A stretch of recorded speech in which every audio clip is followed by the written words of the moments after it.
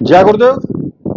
और देखिए, आज जो आपके सामने मैं साधना देने वाला हूं, वो साधना भगवान शिव की साधना है।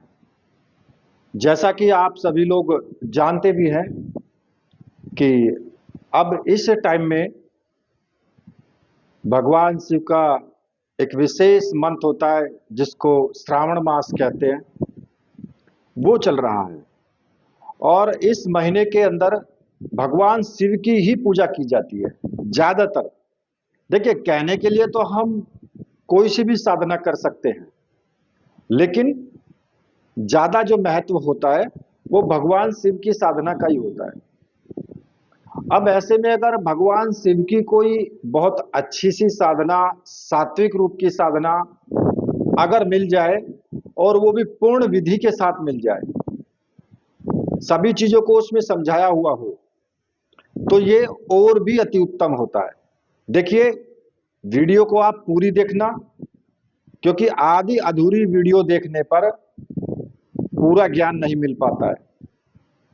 जैसा कि आप लोग जानते हैं कि वीडियो बीच में अगर आपने छोड़ दी या कट कर करके आपने देखी, तो उसमें जो विशेष जो जानकारियां होती हैं बीच में, वो आपको नहीं मिल पाती हैं। अब जो मैं आपको साधना बताऊंगा, वो भगवान शिव गायत्री मंत्र की साधना है। देखिए, भगवान शिव के काफी सारे सात्विक मंत्र हैं, लेकिन यहां पर जो शिव गायत्री है, जिसको रुद्र गायत्री भी बोलते हैं, उस साधना के विषय में मैं आपसे बात कर रहा हूं। और देखिए, यहां मैं एक चीज और बता दूं आपको। सभी लोग मुझसे बोलते हैं कि जी आप ये साधना दीजिए, ये साधना दीजिए, वीडियो ये बनाइए। देखिए, सभी का एक साथ जो कमेंट है, उन सारे कमेंटों में जो साधनाएं मांगी गई हैं, उनको एक साथ देना तो संभव नहीं है भाई। एक एक करके ही मैं आपको बताऊंगा। तो इसलिए थोड़ा धैर्य रखें। टाइम लग जाता है कई बार कि भाई आज ये साधना देनी है, कल वो साधना बतानी है, या कल वो नियम आपको बताने हैं, तो इन चीजों में टाइम लग जाता है। ठीक है। अब बात आती है शिव साधना की, जिसके विषय में मैं आपसे बात कर रहा हूं। देखिए, भगवान शिव का जो गायत्री मंत्र है, ये सबसे सात्विक है और बुद्धि को जागृत करने वाला है। कुछ स्टूडेंट जो होते हैं ना, वो भी मुझसे ऐसी साधनाएं मांगते हैं कि जी कोई ऐसी साधना दीजिए जिससे कि हमारी बुद्धि तेज हो जाए। हम मेहनत करते हैं, अपने विषय को याद करने की कोशिश करते हैं, लेकिन वो याद नहीं हो पाता है, हमारे याद नहीं रहता है। तो अब यहां पर जो ये साधना है, ये साधना बुद्धि को जागृत करने की भी साधना है। और कुछ लोग ये बोलते हैं जी हमारा मन, यानी कि ध्यान, वो एकाग्र नहीं हो पाता है। और ये जो मैं आपको साधना बता रहा हूं, इस साधना से ध्यान भी एकाग्र होता है, और भी इस साधना से लाभ मिलते हैं। इस साधना के तो मैं आपको जितने लाभ गिनाऊं, उतने ही लाभ कम हैं। अब जो वेदों में जो बताया गया है, इसको रुद्र गायत्री कहा गया है। ठीक है। और इसमें साधना करने के लिए कब से साधना शुरू कर सकते हैं? देखिए, शिवरात्रि में तो आप शुरू कर ही सकते हैं, आने वाली है। और दूसरा, किसी भी सोमवार से शुरू कर सकते हैं, चाहे वो किसी भी महीने का सोमवार हो। और जो श्रावण है, श्रावण मास में तो आप कभी भी शुरू कर सकते हैं, इसमें कोई प्रॉब्लम नहीं है। ठीक है। लेकिन शर्त यह रहेगी कि बीच में छूटना नहीं चाहिए। देखिए, कोई भी साधना है, अगर आप शुरू कर देते हैं तो वो साधना बीच में नहीं छूटनी चाहिए, क्योंकि अगर आप साधना बीच में छोड़ते हैं ना, तो उसका दोष लगता है। अब ये जो साधना है, ये चाहे आप 21 दिन करो, 40 दिन करो, या 41 दिन करो, वो आपके ऊपर डिपेंड करता है, या आप लगातार करो। जितना ज्यादा साधना में मंत्र जाप होगा, उतनी ही ज्यादा मंत्र के अंदर पावर आती है, और जो उससे जुड़े हुए जो तमाम लाभ हैं वो भी आपको जल्दी मिलने शुरू हो जाते हैं। अब यहां पर नियम भी होना चाहिए कुछ। देखिए, रोज एक ही समय पर मंत्र जाप करें, एक ही जगह पर मंत्र जाप करें, और एक ही ऊनी आसन हो उस पर बैठ करके मंत्र जाप करें। ये नहीं कि आज हमने ये आसन ले लिया, कल दूसरा आसन ले लिया। आसन बदलना नहीं चाहिए। कभी भी अपने आसन पर किसी को बैठने नहीं देना चाहिए, क्योंकि आपकी ऊर्जा उस आसन के अंदर होती है। ठीक है। भोजन आपका सात्विक होना चाहिए। यम नियम के सिद्धांतों का पूर्ण रूप से पालन होना चाहिए, जैसे कि सच बोलना, ब्रह्मचर्य व्रत का जितना हो सकता है उतना अधिक ब्रह्मचर्य व्रत का पालन करें। ठीक है। इस साधना को आप सुबह 4 बजे से 6 बजे के बीच में ब्रह्म मुहूर्त में कर सकते हैं, और पढ़ने वाले बच्चों के लिए तो ये सुबह का जो टाइम है ये सबसे अच्छा टाइम है ये। ठीक है। देखिए, वैसे तो आप इस साधना को अगर आप चाहते हैं तो किसी भी टाइम कर सकते हैं, दिन में किसी भी टाइम आप शुरू कर सकते हैं। दिन में कीजिए, रात में कीजिए, ये भोले बाबा हैं, इनके लिए कोई नियम मायने नहीं रखता है ऐसा।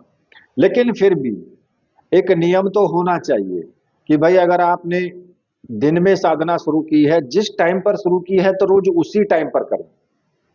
अगर दिन में 2 बार साधना करते हैं, सुबह करते हैं, शाम करते हैं, या रात्रि में भी करते हैं, 3 बार भी अगर साधना करते हैं, तो फिर आपको उसी टाइम पर आपको साधना करनी है जिस टाइम पर आपने पहले दिन शुरू की है, और लगातार साधना करते रहें उसी टाइम पर।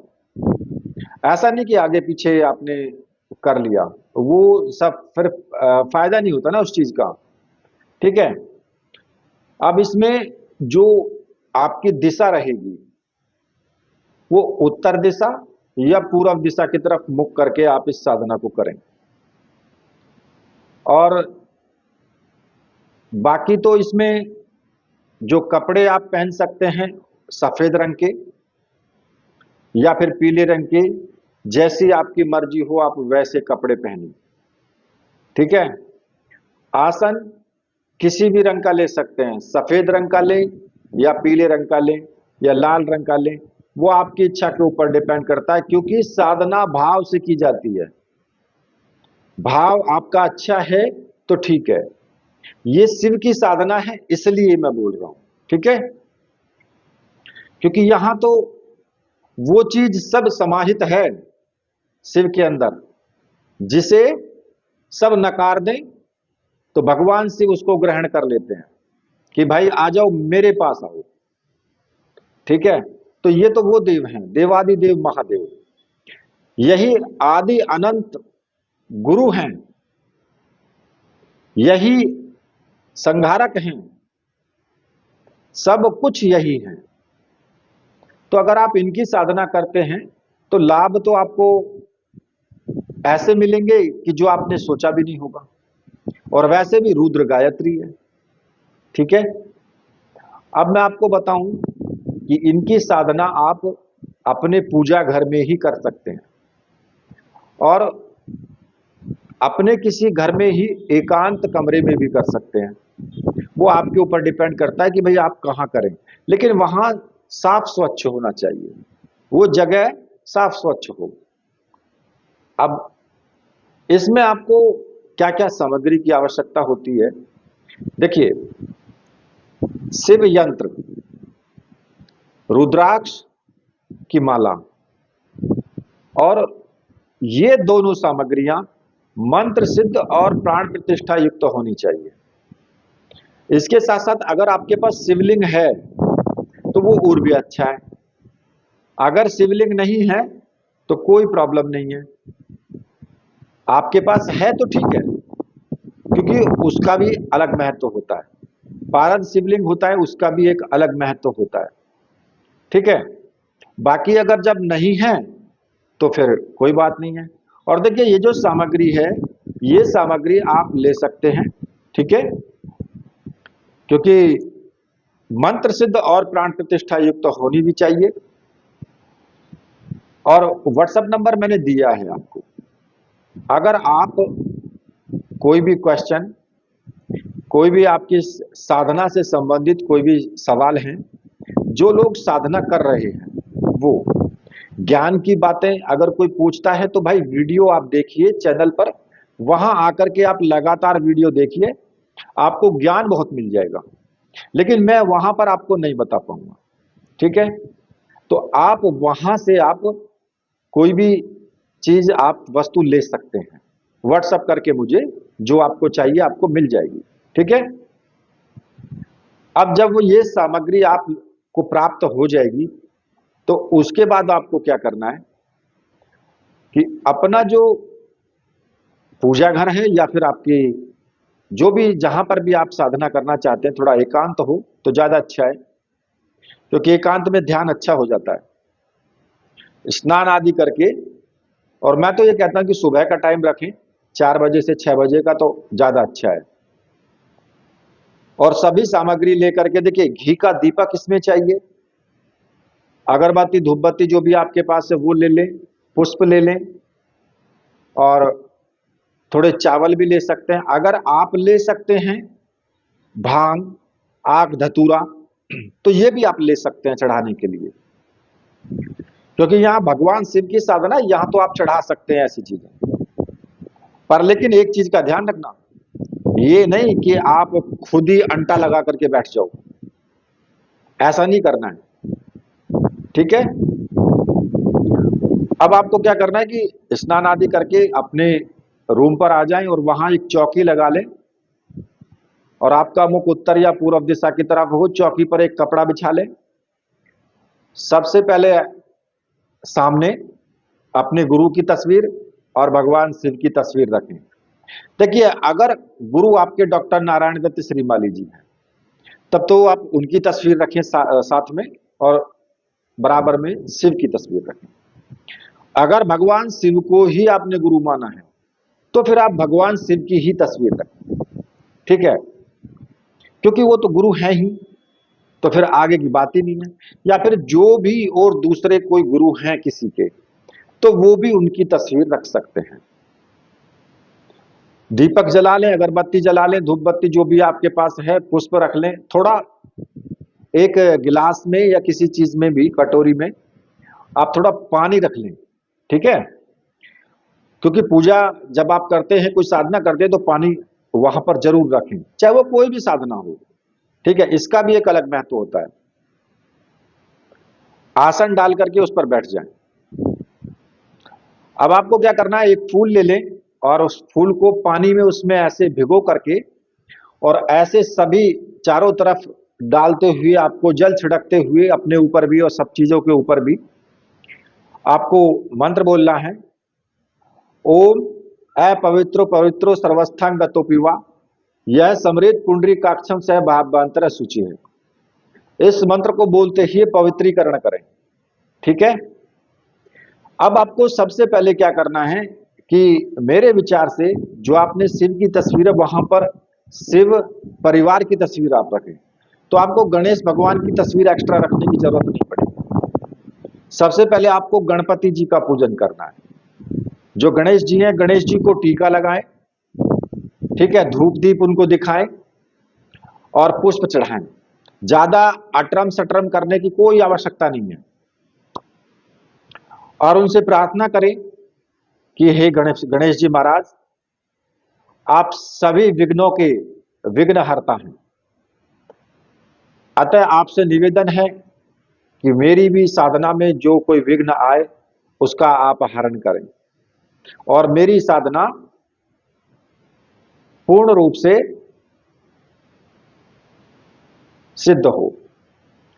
अब आपको भगवान गणेश का मंत्र जाप करना है, और ऐसे आप सिर्फ 5 मिनट बैठ करके इस प्रकार से, इस मुद्रा में जो ज्ञान मुद्रा होती है वो ये होती है। ठीक है, ऐसे आपको सीधे हाथ करने, इस तरीके से हथेलियां ऊपर की तरफ होनी चाहिए।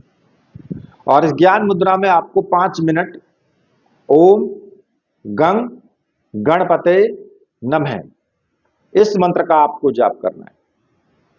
ठीक है, केवल 5 मिनट, बिना किसी माला के। अब बात आती है कि आपको गुरु पूजन करना है।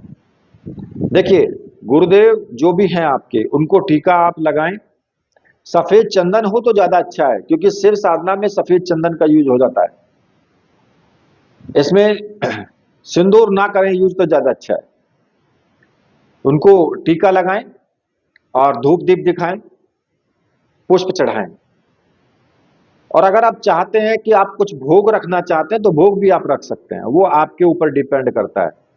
और गुरुदेव से प्रार्थना करें, गुरुदेव मैं ये शिव साधना करने जा रहा हूं और इस शिव गायत्री साधना में मुझे पूर्ण सफलता मिले, आशीर्वाद दीजिए, मुझे आज्ञा प्रदान कीजिए। और मन ही मन आज्ञा लेकर के अपने गुरु मंत्र का एक माला का जाप जरूर करें। जो भी आपकी गुरु माला है उसी से कर लें। अगर आपने डॉक्टर नारायण दत्त श्रीमाली जी को गुरु माना है तो फिर आप ओम परम तत्वाय नारायणाय गुरुभ्यो नमः इस मंत्र का आपको जाप करना है। और अगर भगवान शिव ही आपके गुरु हैं तो भाई यहां तो पूजन भी हो गया, एक्स्ट्रा पूजन की भी आवश्यकता नहीं है। आप इसमें ओम नमः शिवाय का आप जाप कर सकते हैं। अगर भगवान शिव को गुरु माना है तो ओम नमः शिवाय, या सीधे सीधे इस गायत्री का भी जाप कर सकते हैं, कोई प्रॉब्लम नहीं है। अगर ना भी करना चाहो आप, भाई अब तो गुरु वही है जो आपने शिव को गुरु माना है, तो फिर किसी और का क्या करेंगे अब। ठीक है, और यहां पर आपको ज्यादा नहीं, भगवान शिव का जब आप पूजन करेंगे तो उनका भी पूजन उसी प्रकार से करेंगे जैसे आपने गुरुदेव का और गणपति जी का पूजन किया है। और जो शिव यंत्र है, शिव यंत्र को आप किसी भी स्टील की या तो प्लेट हो, उसमें थोड़े से चावल नीचे बिछा करके उस पर स्थापित कर दें और उस यंत्र का आपको पूजन करना है। ठीक है, यंत्र पर पुष्प भी आपको चढ़ाने हैं, आपको टीका भी लगाना है, धूप दीप आपको दिखानी है। आप मानसिक भाव से बहुत अच्छा पूजन करें उसका। जब भगवान शिव का पूजन हो जाएगा, ठीक है, तो अब आपको क्या करना है। अगर आपके पास में शिवलिंग है तो फिर आप शिवलिंग पर भी आप जल चढ़ा सकते हैं थोड़ा सा, या आप ऐसा रख सकते हैं कि शिवलिंग किसी बर्तन में रखें, ऊपर एक छोटी सी मटकी आती है, उसमें छेद होता है, उसमें से थोड़ा थोड़ा टपकता रहता है, ऐसा भी आप कर सकते हैं। ठीक है, अब इसके लिए आप पारद शिवलिंग भी ले सकते हैं, दूसरे शिवलिंग भी ले सकते हैं, वो आपकी मर्जी है। अब आपको क्या करना है कि शिव का पूजन हो गया और जो यंत्र है, अगर आपके पास शिवलिंग है तो फिर आप शिवलिंग पर जो भी आपको भांग धतूरा जो भी आपको चढ़ानी है आप वहां चढ़ा सकते हैं। अगर नहीं है तो फिर आप शिव यंत्र पर जो भांग है आपके पास में पत्तियां, वो आप चढ़ा सकते हैं। धतूरा है वो आप चढ़ा सकते हैं, छोटा सा टुकड़ा चढ़ा दो, ज्यादा मोटा की जरूरत नहीं है। ठीक है, अब पूजन हो गया। अब पूजन करने के बाद आपको जो मंत्र जपना है, रुद्राक्ष की माला से आप मंत्र जाप करेंगे। अब आपको मंत्र जपना है, मंत्र में आपको बता रहा हूं, ओम तत्पुरुषाय विद्महे महादेवाय धीमहि तन्नो रुद्र प्रचोदयात। इस शिव गायत्री मंत्र का आपको जाप करना है। इसको ही रुद्र गायत्री भी बोलते हैं। बहुत तीव्र मंत्र भी है, सात्विक भी है।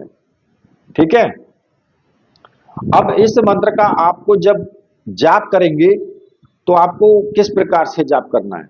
माला अपने दाहिने हाथ में लें और इस प्रकार से इस उंगली को आपको दूर रखना है ऐसे, और ये जो बीच वाली उंगली है इससे आपको मोती को पीछे खिसकाना है ऐसे अपनी तरफ। ठीक है, ऐसे नहीं करते, आगे की तरफ नहीं होना चाहिए, हमेशा पीछे की तरफ अपनी तरफ खिसकाएं मोती। इस प्रकार से आपको जाप करना है। अब आपको कितनी माला जाप करना है? देखिए, कम से कम 5 माला का जाप तो करें। ठीक है। अब आपकी मर्जी है कि आप 11 माला करें या 5 माला करें या 21 माला करें।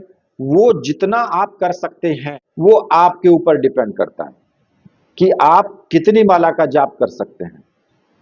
देखिए, लेकिन उतनी माला का जाप आपको करना है जितने में आप आराम से बैठ सके।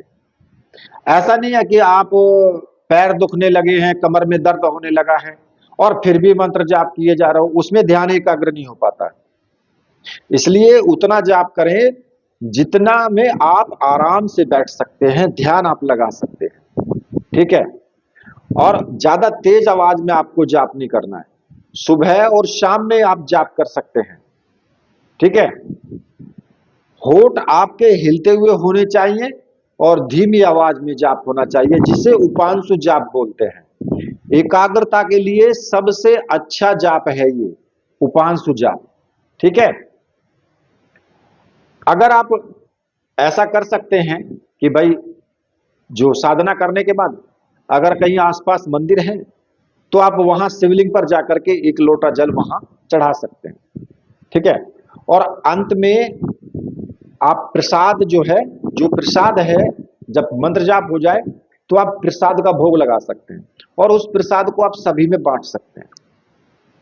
अब क्षमा प्रार्थना, जब आप मंत्र जाप कर लें तो अंत में आपको अपराध क्षमस्व में महादेव, ये आपको बोलना है।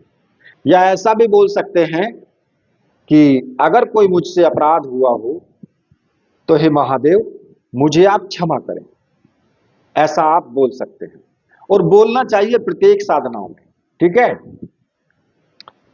लेकिन एक चीज और कि आप दिन में अगर आप 2 बार 3 बार साधना करते हैं तो फिर आपको हर बार बोलना पड़ेगा। हर बार आपको पूजन भी करना है। प्रत्येक बार आपको गुरु मंत्र का जाप, गणेश मंत्र का जाप, ये सभी प्रक्रिया दोहरानी आपको पड़ेगी। ठीक है। अब इसके लाभ भी बहुत सारे हैं।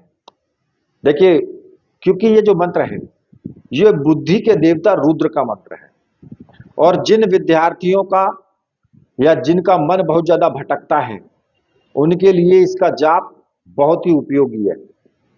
एकाग्रता के लिए बहुत ज्यादा उपयोगी है।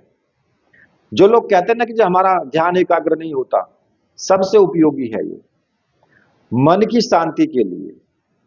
क्योंकि अगर आप कुछ जाप करने में घबराहट या ओवर थिंकिंग ऐसा कुछ महसूस होता है तो ये मन को स्थिर करता है। वाणी और निर्णय लेने की शक्ति, महादेव को विद्या का स्वामी कहा गया है। और नियमित जाप करने जो लोग इसका नियमित जाप करते हैं उनकी बातों में स्पष्टता आती है, ऐसा अनुभव है इसका। ठीक है। अब इसमें अनुभव किस तरह के हो सकते हैं? देखिए, इस साधना में किसी चमत्कार की अपेक्षा तो आप करना मत कि भाई आपको चमत्कार मिलेगा, क्योंकि ये ऐसी साधना है जो आपको अंदर ही अंदर चमत्कारी बनाएगी, ना कि चमत्कार होगा, लेकिन आपको चमत्कारी जरूर बना देगी। इसके अनुभव होते हैं कि पहले 7 दिन तक तो कुछ नहीं होता है। 7 दिन के बाद में आपकी जाप में मन का भटकना ये शुरू हो जाता है। आपको लगेगा कि नहीं करना चाहिए, भाई छोड़ दो, कहां फंस गए यार, बेकार चक्कर में रह गए, कुछ है तो है ही नहीं, ऐसा कुछ मन में आएगा।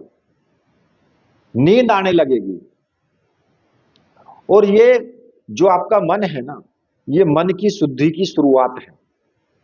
आपको साधना छोड़नी नहीं है, क्योंकि आपका मन जो है ना वो शुद्ध हो रहा है और जो अशुद्धि है वो जाने के लिए तैयार नहीं है, इसलिए वो आपको घेर करके खड़ा करेगी, लेकिन आपको मानना नहीं है। 7 दिन से 21 दिन के बाद जब आप 10-15 मिनट तक एक अजीब सी आपको शांति मिलेगी, सिर आपको हल्का लगेगा, पढ़ाई या काम करने में मन ज्यादा देर तक लगेगा, टिक जाएगा आपका मन। आप कोई साधना करते हैं तो एकाग्रता आपकी बढ़ेगी और 40 दिन के बाद तो आपको गहरी नींद लगनी शुरू हो जाएगी। आपका गुस्सा भी बहुत कम हो जाएगा और किसी भी समस्या में घबराने की जगह आप शांत मन से सोचने की जो शक्ति है वो तुम्हारे अंदर आ जाएगी। ठीक है। लेकिन एक चीज पे ध्यान देना है, अगर जाप के बीच में कोई आपको रोशनी दिखाई दे, आवाज आपको सुनाई दे, ऐसा कुछ अनुभव हो आपको, या कहीं सर्प की फुसफुसाहट की आवाज आए, तो ऐसे अनुभव जो हो तो आपको डरना नहीं है बिल्कुल भी। ना ही आपको किसी और दूसरे व्यक्ति को अनुभव अपने बताने हैं कि भाई मैं तो वो साधना कर रहा हूं, मुझे ऐसा होता है, मुझे वैसा होता है। तो ऐसा बढ़ा चढ़ा करके आपको नहीं बोलना है। शांत बने रहें, उसे अपने मन का भ्रम मान करके अपने गुरु से, या मैं तो ये कहूंगा कि गुरु से ही आप चर्चा करें, बस किसी और से चर्चा करने की आवश्यकता नहीं है। और चर्चा ना भी करें तब भी कोई दिक्कत नहीं है, साधना जारी रखें। ठीक है। देखिए, ये जो साधना मैंने आपको बताई है, ये जो हमारी परंपरा है, और जो कहते हैं ना कि भगवान शिव, उनके दर्शन करने हैं, दर्शन तो बहुत दुर्लभ हैं, लेकिन यहां से आप अपने अवचेतन मन में, अपने आज्ञा चक्र में त्रिनेत्र का खुलना, वो भी इसी साधना से लाभ होता है। बहुत लाभ होते हैं इससे। ठीक है। इस साधना को लगातार करिए आप, 41 दिन, 40 दिन, महीना, 2 महीना, 3 महीना, 6 महीने, जब तक आपका मन करे तब तक करो। ठीक है। और जब ये साधना आप कर लें, आप सोचे कि अब थोड़ा आराम करना है कुछ दिन, तो जो आपकी यंत्र और माला है वो आप अपने पास ही रखें, और जब भी आप चाहें तभी साधना शुरू कर सकते हैं। ठीक है। जब आप इस साधना को लगातार कुछ दिन करोगे ना, तो फिर बताना मुझे कि वास्तव में तुम्हें कैसा अनुभव होता है। आप कहेंगे कि भाई गुरुजी आपने क्या साधना दी है। ठीक है। तो देखिए, इसी के साथ मैं अब वीडियो को यहीं पर समाप्त करता हूं। वीडियो आपको अच्छी लगे तो लाइक शेयर जरूर करें, चैनल को सब्सक्राइब और फॉलो करें। मेरे साथ बोलिए, बोलिए वीर बजरंगबली हनुमान जी महाराज की जय। बोलिए मेरे परमहंस गुरुदेव की जय।